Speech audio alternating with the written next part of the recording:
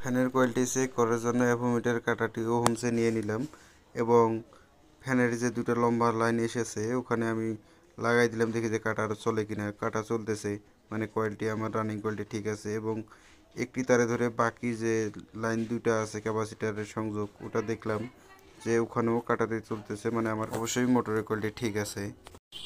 এখন ফ্যানের নাটগুলো খুলে নিতে হবে। খুলতেছি।